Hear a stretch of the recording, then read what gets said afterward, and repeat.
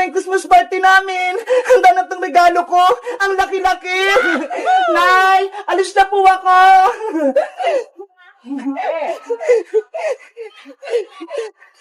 Nasaan na si Princess saka si Iska? Tanghali na ha. Malilate na kami sa school. Bebang!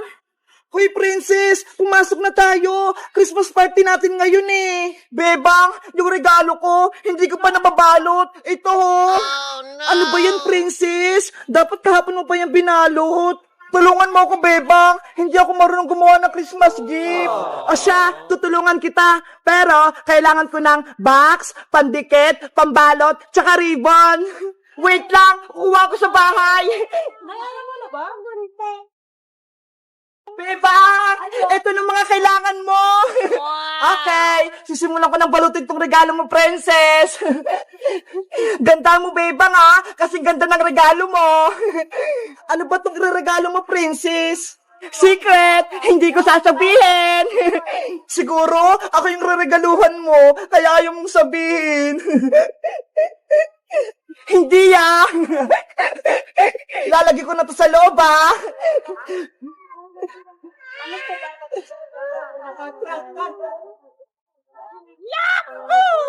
Bilisan mo, Bebang! Baka magsimula ng Christmas party natin! Maubusan tayo ng pagkain!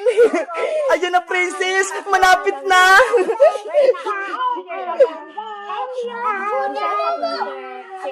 Ayun si Bebang tsaka si Princess, ha! Nagbabalot ng regalo! Etong ribbon na lang ilalagay ko, Princess! Kaya pa.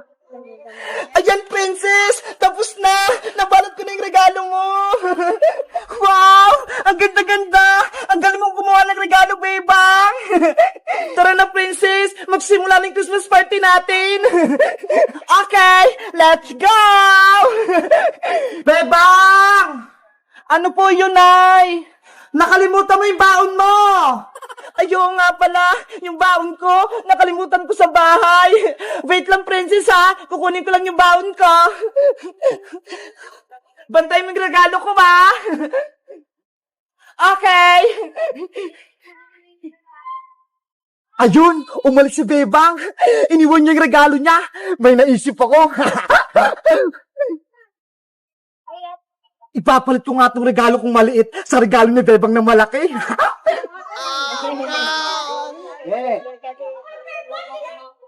Oh, no. Ang tagal naman ni Bebang. Yes! Nakuha ko na! Hindi ako nakita ni Princess!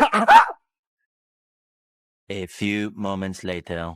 Princess! Nakuha ko na yung baon ko! Tara na, Bebang! Kunin mo na yung regalo mo! Huy, Princess! Tingnan mo! Ano yon? Oh, no. Yung regalo ko! Lumit! Ayaw nga, no? Malaki lang niyang kanina, ha? Ano nangyari? Bakit biglang lumit yung regalo ko? Ganon kalaki to kanina, ha? Papasok na ako sa school, malaki na tong regalo ko.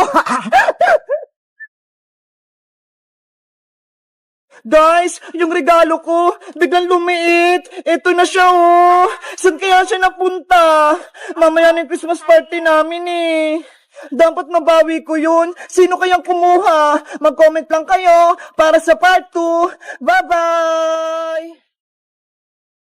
Atay niyo ko! Bebang! Hala si Princess! Tinapon niya yung tricycle! Bebang! Bilisan mo tumakbo, Princess! Oh, no. Manong driver! Ito niyo lang po yung tricycle! Gusto sumakay ni Princess! Nanay!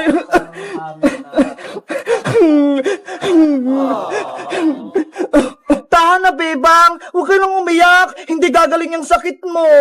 Saan ako titira, Iska? Pinalayas na naman ako ni Tita Margaret! Tinapon lahat ng gamit ko! Ang sama-sama talaga ni Aling Margaret! Kahit may sakit ka, hindi ka pinapapasok sa bahay nyo! Hindi ko na alam kung anong gagawin ko! Wala na akong malalapitan! Huwag kang mag-alala, Bebang. May naisip ako. Pupunta tayo ng probinsya para doon ka magpagaling. At para makaiwas ka rin kay Aling Margaret, pati kay Maria.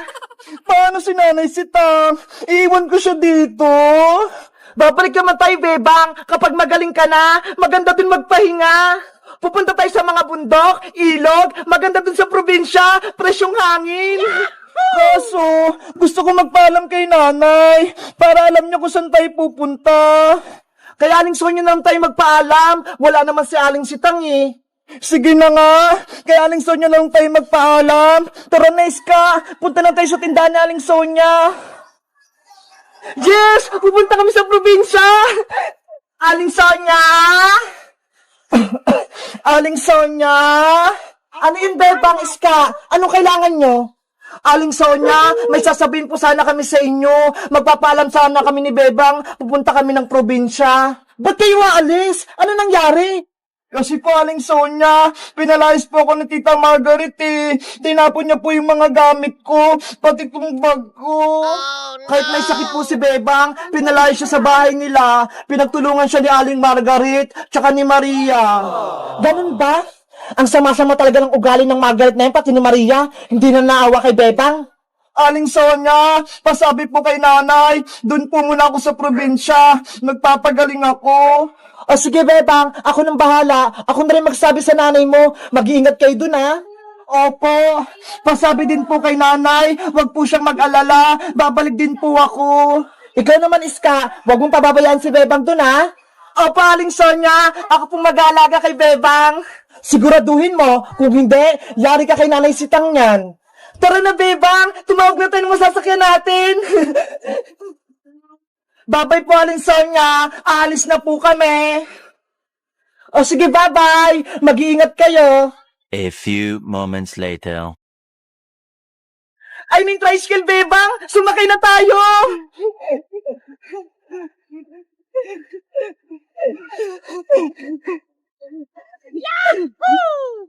Saan kayo pupunta, Iska? Pati niyo po kami sa Terminal Manong, sa sakayan ng bus na puntang probinsya. Sige, kumapit kayo. Mag-ingat po kayo sa pag-drive, Manong driver, ha?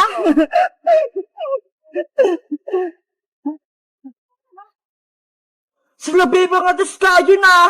Aalis sila. Sa kaya sila pupunta. Bebang, antayin niyo ako. Gusto ko sa mama.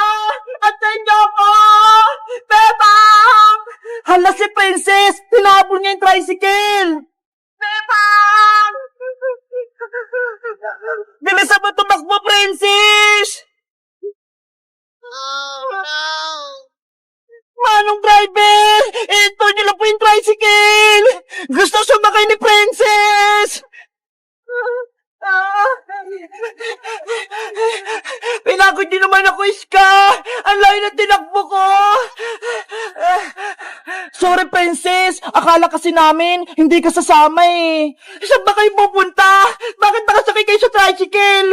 Pupunta kami sa probinsya, Princess! Sasama ka ba? Sige! Gusto ko din sumama, Beba!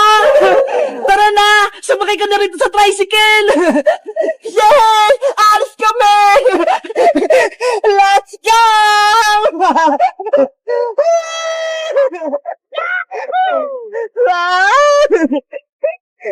Hoy, Princess! Dito ka sa loob! Mahulog ka dyan!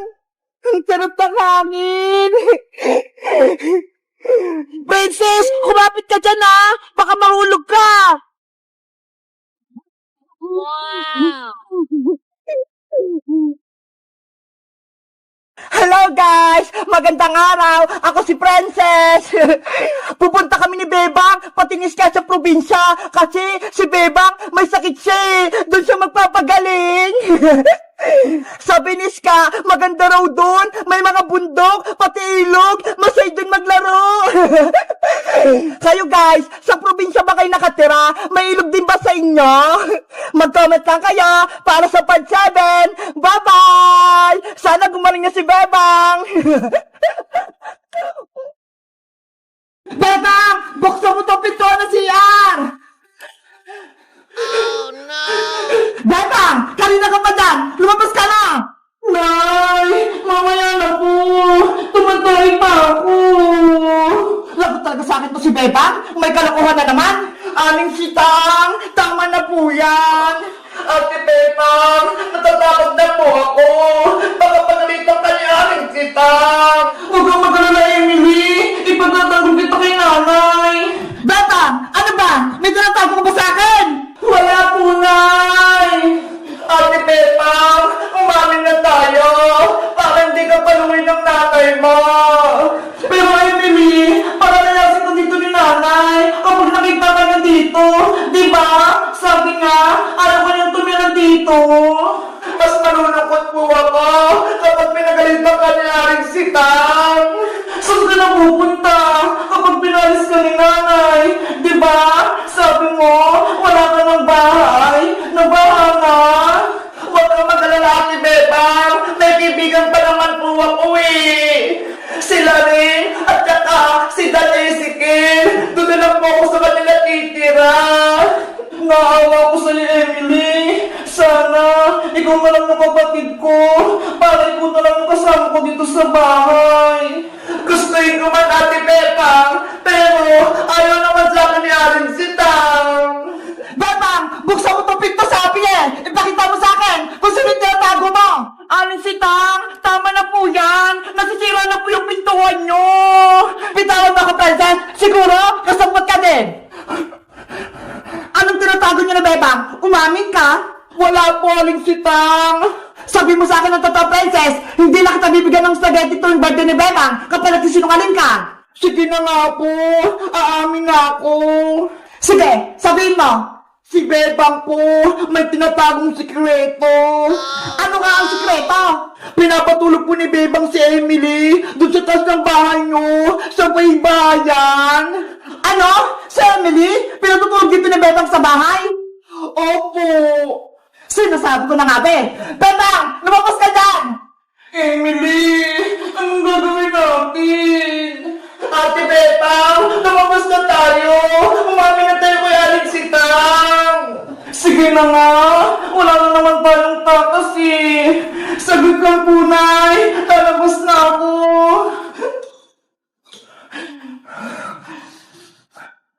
Nay!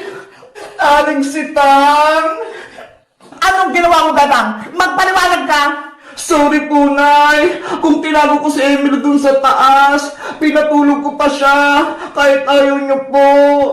Aling Sitang, sana, mag niyo pong pagalitan si Ate Bebang. Wala naman po siya kasalanan eh. Pasensya po, kung kay Ate Bebang po ako humingi ng tulong, para meron po akong matuluyan. Yun pala, hindi niyo po ako tanggap.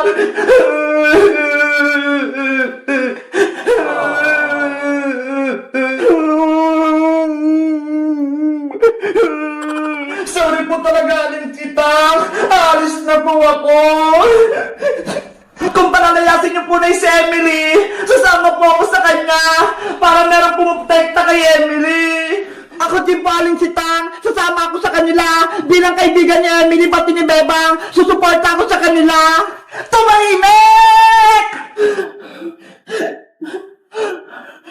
Bebang anak, huwag na kayong umalis. Tatanggapin ko na si Emily. Dito na siya sa ating bahay. Talaga po, Nay?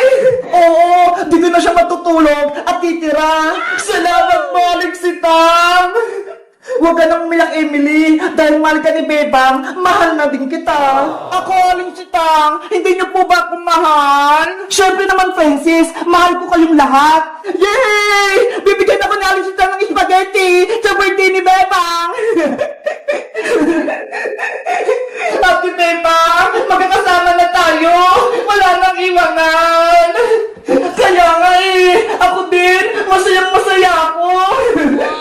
Kayo guys, masaya ba kayo? Natitira si Emily? Mag-comment lang kayo. Bye-bye!